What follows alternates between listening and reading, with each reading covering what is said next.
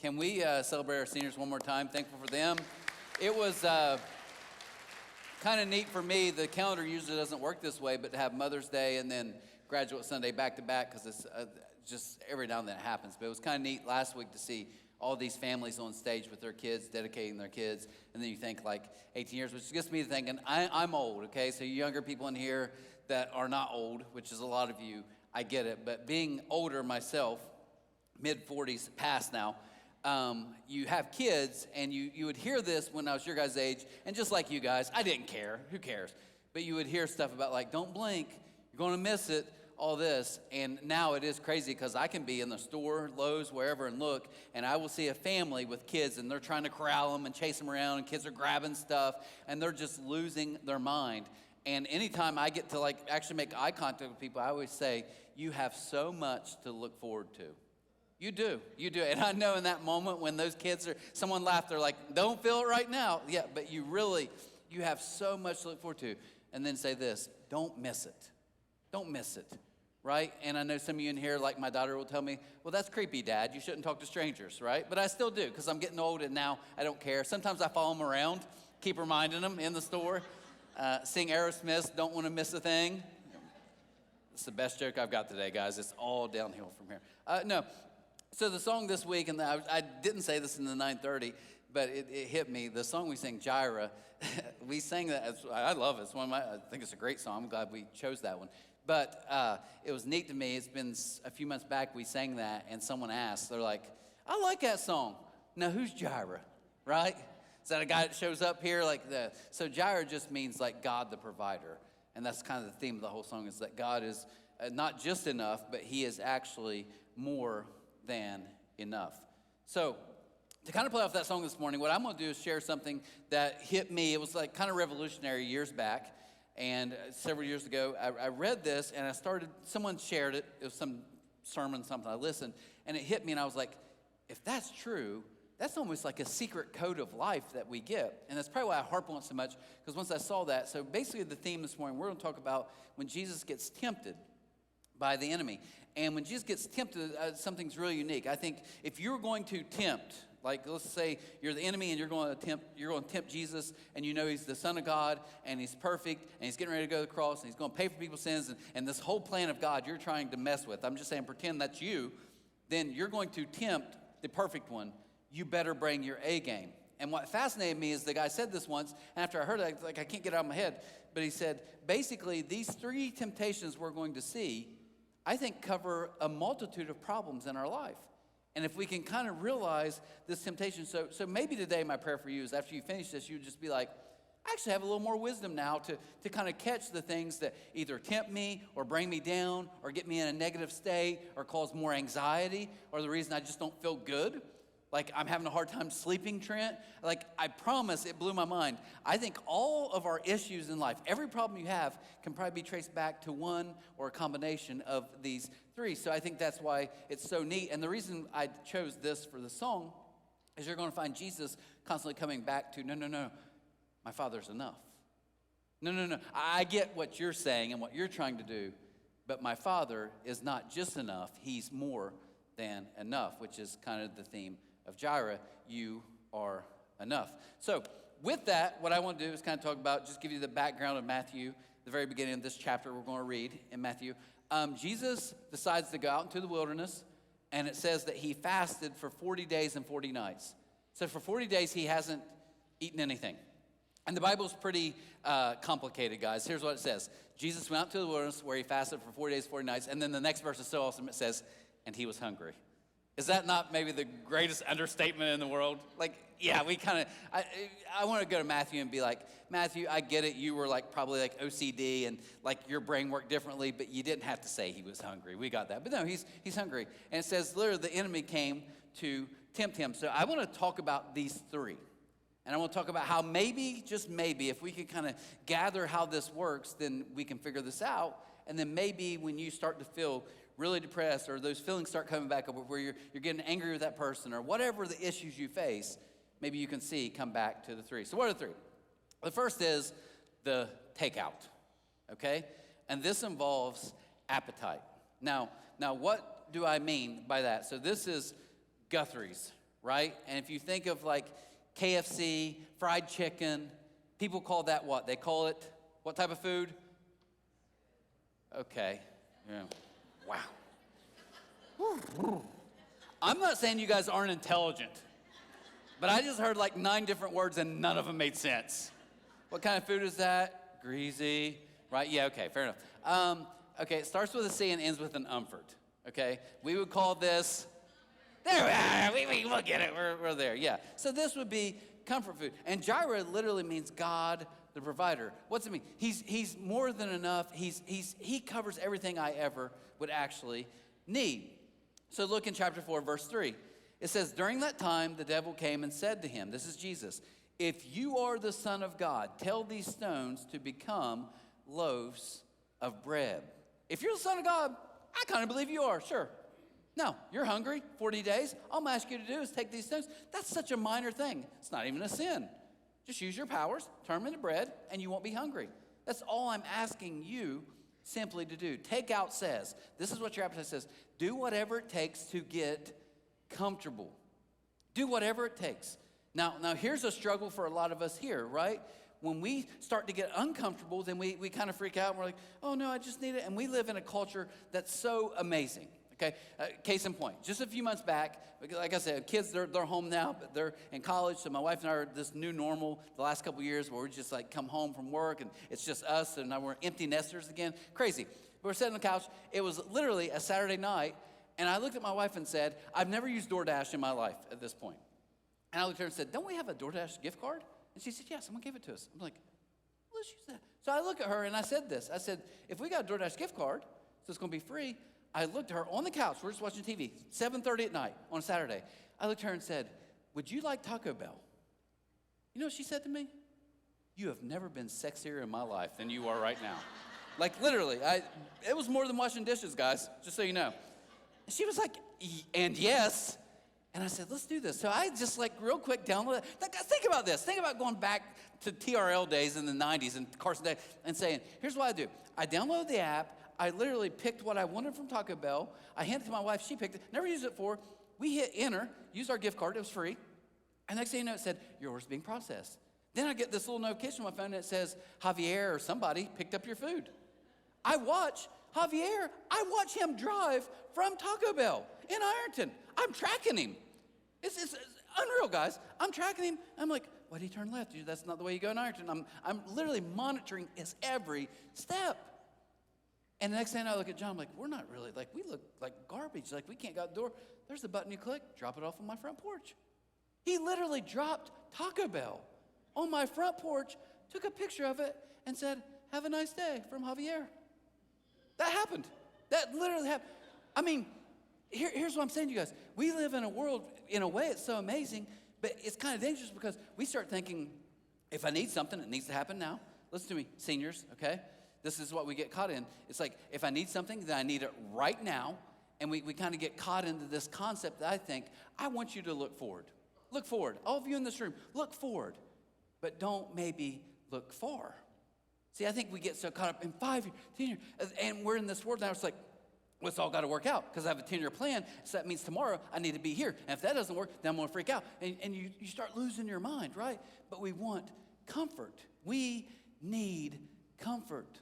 Paul in Philippians, he's in prison, and he writes a letter back to the church in Philippi, and he's like, look, they're probably getting ready to kill me. I'm in the cell. I'm chained to another guy. And he says the craziest thing, verses 23 and 24. He says this. He says, but I'm torn. Now, this blows my mind. Here's what Paul says. He's in prison, chained to a guard, and he's awaiting his possible execution. And he writes a letter, and he says, but I'm torn. And here's why. He says, I'm getting pulled 2 ways. He said, on one way, this is so psycho. He says, I'm pulled because I kind of would just rather die and just be with Jesus. And he says this. He said, that's the easier route.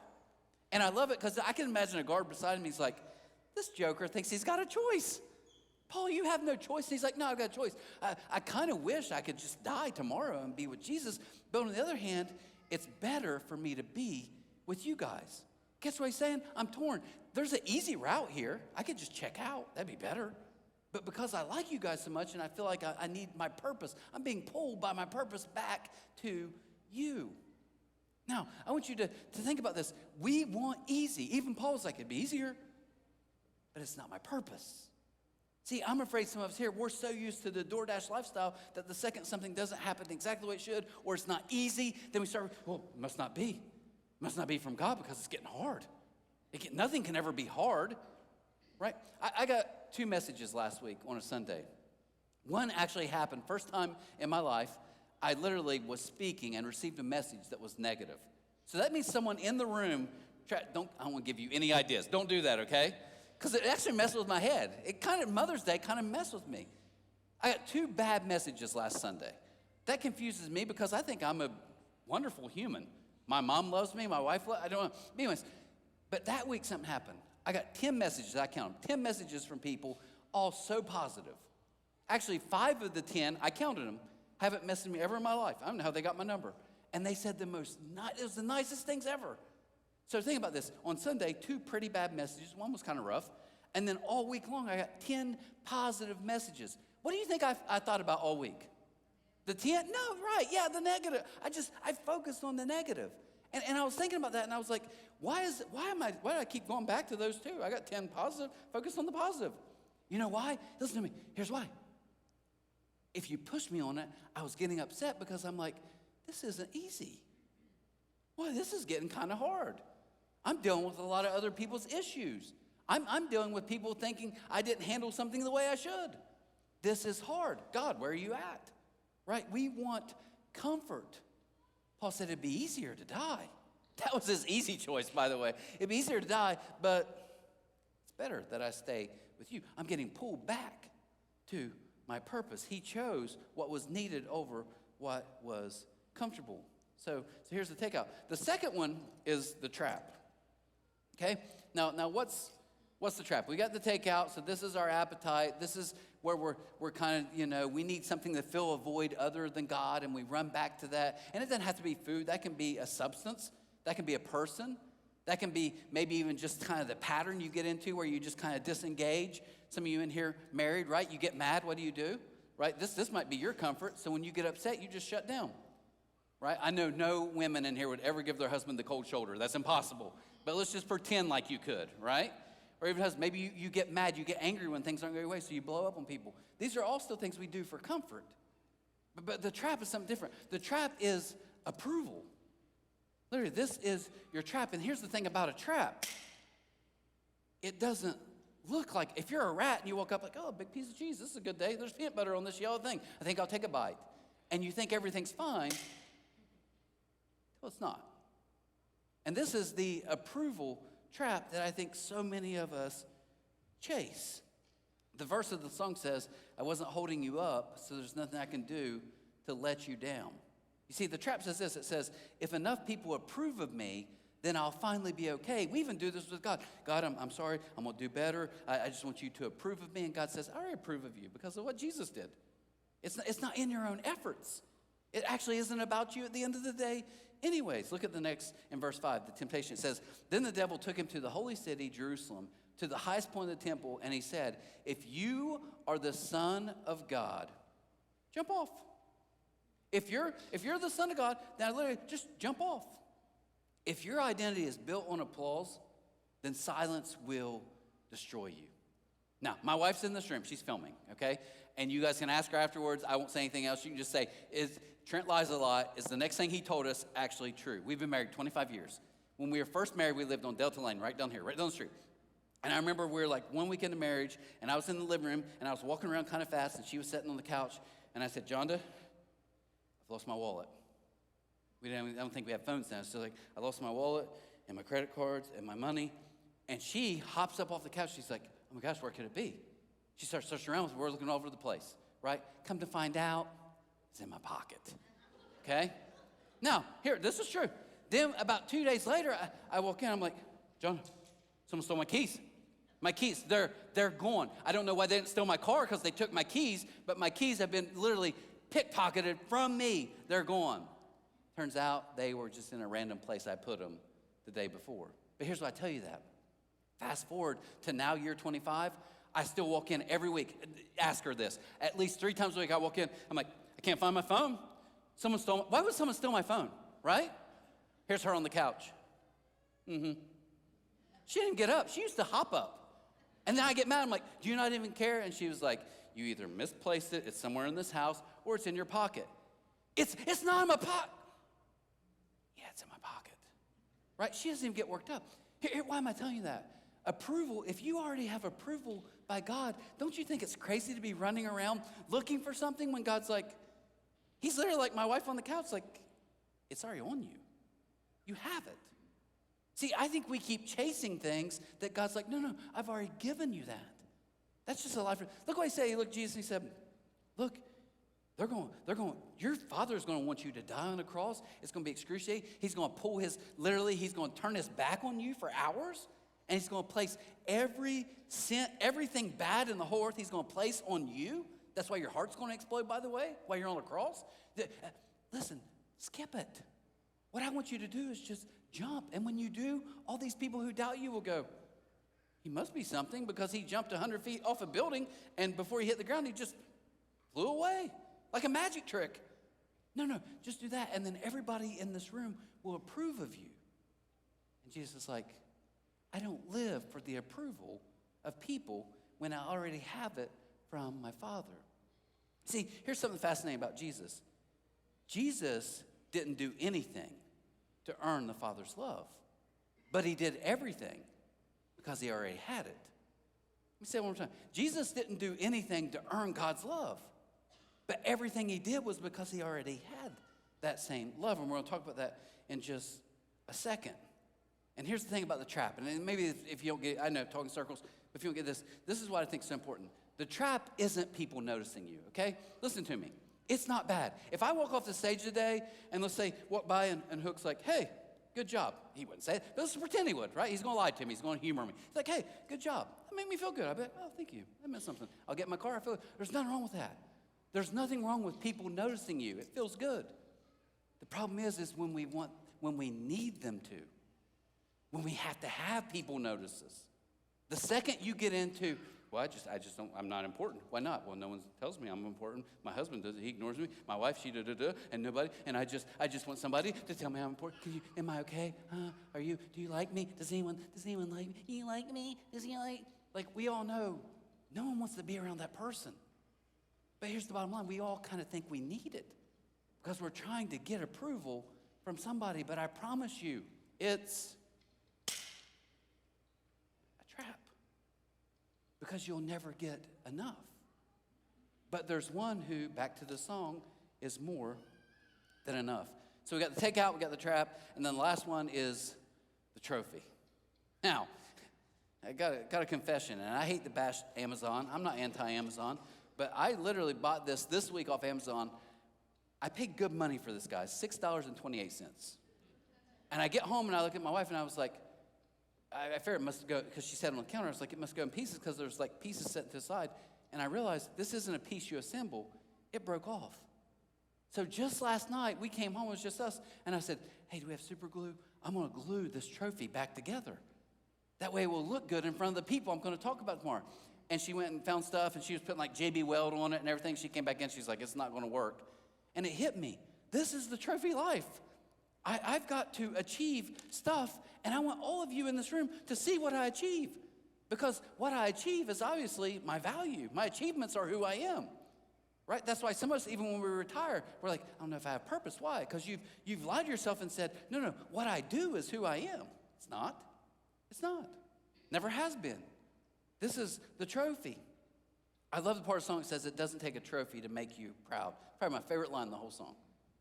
To God, it doesn't take a trophy. God loves you because you're his child. Ask any parent. You love your kid because they won first place at field day Friday?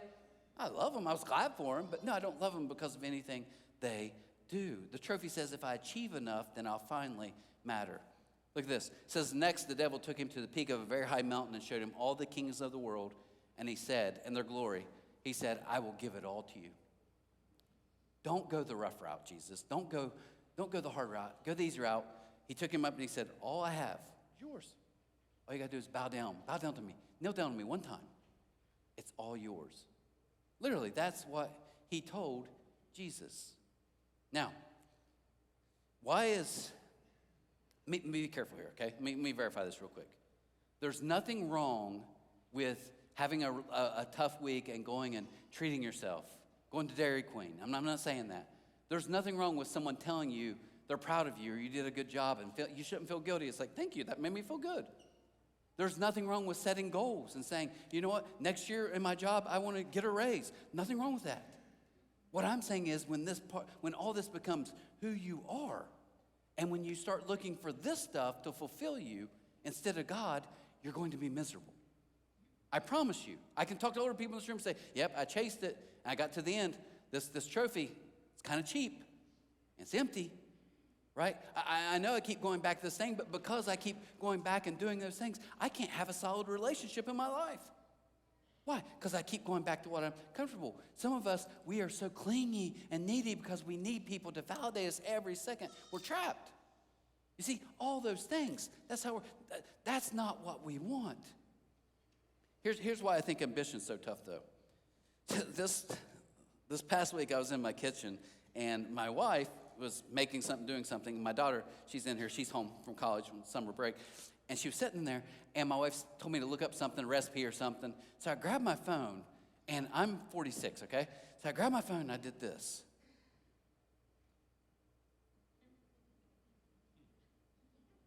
And my daughter's sitting there, and she went, oh, that's so cute. You look at your phone like Dee does. That's my mom, right? I was like, no, it does. I got something in my eyes, blurry, whatever. But then I was like, no, I can read up close. And I did this. I kid you not, guys. I'm like, I can't read this far from my phone. Like, I don't know what's wrong. Something's my eyes. So I looked it up that night because I'm like, why is my eyes like getting really, really bad? And I looked it up, and it's like after middle age, some of that stuff. But I looked it up, and it was called Farsighted. And I'm like, no, I'm not farsighted. I see it's up, and it's like, no, that's what farsighted is. You know what farsighted means? It means you can see great far away. Like, I can see Hop right now, perfect. Literally, I can see his beautiful face as I'm looking at him, right? But if you told me to read my phone right here, it's like, I can't see it, right? It means you can see stuff that's far away, but you can't see what's right in front of you. Listen to me. Here's the problem with ambition. If that's your life goal, you will always be looking far away, and you'll miss what's right in front of you. You will literally miss the most important things right in front of your face. When I watch young people, one of the things I think is so stressful for them, they live in this approval world and likes and all this, but more than that, really, truly, I think they're so caught up in all the stuff they're trying to get going that they miss what's right in front of their face. You become far-sighted. So what's the answer this morning? Okay, here it is. That's what I like to call the trust. The trust. You'll notice Jesus every time refers back to his Father. Every time the enemy tries to do something, he refers back. No, my Father says, my Father does, my Father is, my Father says. He went back to his Father. And here's what I think is so neat to catch on today. This blows my mind. The enemy, every time he tempted Jesus, he said, if you're the Son of God, if you are who you think you are, then just do this. See, that's the enemy in our head all the time. If you think you can, if you're the Son of God. But Jesus got baptized a chapter before this. Now, when Jesus got baptized, he had never performed a miracle. He had never done anything impressive. All the stuff we read about, he hadn't done any of that. He literally was just God's son. And he gets baptized, and look at verse 17, what it says in Matthew 3. It says, and a voice from heaven said, this is my dearly loved son who brings me great joy. Wait, God, but Jesus hasn't done anything great yet. I didn't say he did. I just simply said, this is my dearly loved son who brings me great joy. The enemy said, if you're the Son of God, God said, this is my son. You see, if you can catch that, I'm telling you guys, I can save you so much heartache for the future if you can just gather who you really are. So, as we get ready to close, I'll share this with you guys. So we brought out chairs last week, even this morning. I know you weren't at the 9:30. 9:30 actually was like about as packed as it was pretty full. Anyways, so what we've said is like, hey, we got to kind of figure out space. So we talked about it. I'm just real quick.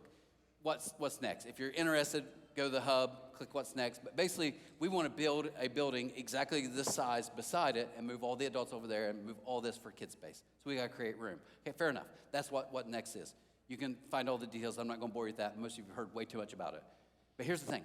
tomorrow morning at 9 o'clock, we met with several banks. And one of the banks, the guy calls me back and he's like, hey, I talked to my boss and it was really great meeting with you guys, but I talked to my boss and then my boss talked to his boss and then his boss talked to, I guess, his boss, and he is the CEO of our bank and he wants to meet you tomorrow. He wants to come, he's coming here tomorrow morning at 9 a.m. So first, can I just say this? Will you guys pray for me? Okay? Pray, Trent. Don't say anything awkward, right? Be on your best behavior. Don't screw us up, right? Yeah, but we're doing all this bank stuff. But it made me when we're talking about these banks now. It took me back when we built this place. And we had to sit down. And we made a goal to sit down with at least 6 different banks, get all the options. And the very first bank we're sitting down with, and the lady was like, oh, it's really neat. You guys are growing. We're excited for you. And she's like, but I have one question. What happens if you get hit by a truck? She said that. I was like, well, I get hit by a truck. Like, it didn't catch on, and then it hit me. Okay, no, she's thinking, like, what's the backup plan? Like, is it just you? Are there other people who can fill the void? If we're going to give you money, we got to know there's a backup plan, right? Fair enough. That makes sense. I get to the very next bank. I kid you not, the guy was looking at papers, and he was like, and what happens if you die? I said, you mean if I get hit by a truck? And he said, exactly. Guys, it freaked me out so much, I wouldn't walk on the street for a month. I'm like, they know something I don't. There's some truck trying to kill me somewhere, okay? I was scared to death of pickup trucks. But it's like, but here's the thing. You guys, I know. I can exaggerate. The third bank said the same thing. They literally, and by then I had a better answer. I'm like, this place will be better if I die, right? I'm probably, who knows? Like, I believe that. It'll probably blow up. But here's what I want to say to all of them. You know what? Can I be honest? I don't know. Can I just be honest with all of you in this room for a second, you guys watching online? As you talk about the future of C3, we make plans, we try to set goals, we try to be consistent with our goals, all that, good. But can I just be real honest with you guys and say this from my heart? I don't know. Trent, what's going to happen tomorrow? Guess what? I don't know. I'm just simply trying to trust the one who does. That's all I can do. I can have goals and I can plan ahead, but at the end of the day, I can't look far. I simply have to look at what's right in front of me every single day and trust the one. I was reading this morning my devotion in John, I think 13 or 14, right before I came here, and it was so good. Jesus said, I'm going to leave, but when I do, I'm going to send the helper, the Spirit. And he says, the Spirit will be your guide. Guide. Every day.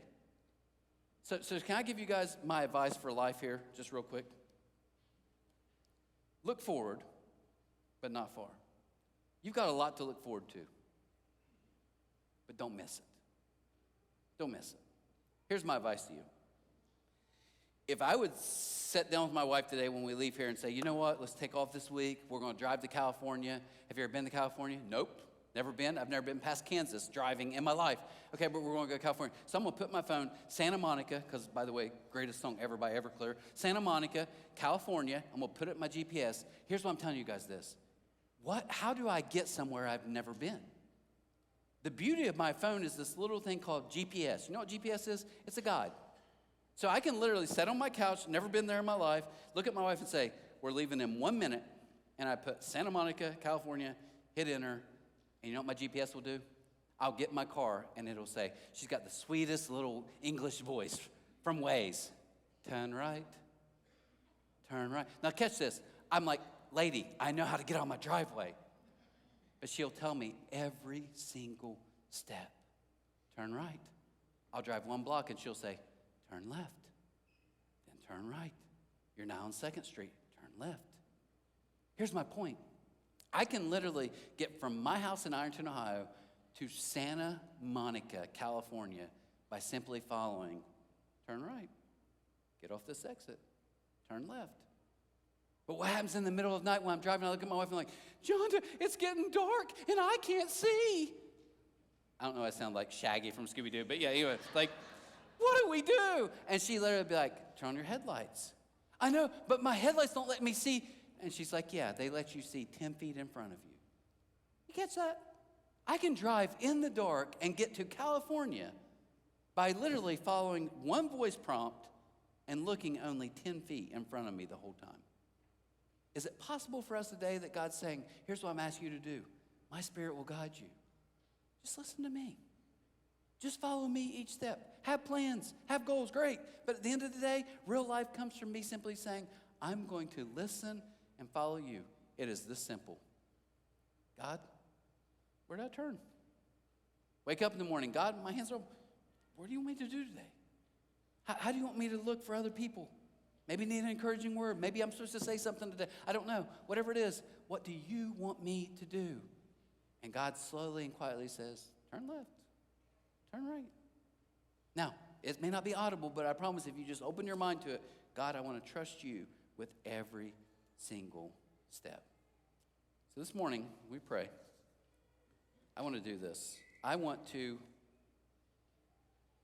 when we pray, I'm going to read just one lyric of this song, Jireh. And I do. I know it's cheesy. All the guys in this room, I know you never do this. You can look down. You don't have to close your eyes. But I want you to hear these words. These are the words I want you to hear, I think, from God, from this message today that hopefully helps you. Okay, so we're just going to pray. Just close your eyes for just a second. And before we pray, I want you to hear these words. These are the lyrics of the song. I'm already loved. I'm already chosen. We say that. You are already loved. You are already chosen. I know who I am. I know what you spoke. I'm already loved more than I could imagine. And that is enough. Father, this morning I thank you for the fact that we are already loved. We are already chosen. I know there's some people in this room that get so many messages outside of you, yelling they're not enough, yelling they screwed it up for the last time, yelling that they can never be enough. Maybe they're not loved by you because of all the mistakes they made. And today we know because of what your son did in our place, we get to say this with bold confidence. Paul said with boldness we say this. We're already loved. I'm already chosen. You have a plan for my life and every life in this room. Every life listening online. So this morning I pray we'd simply do this each day. God, guide. God, lead. I'm going to look forward, but I don't want to look back.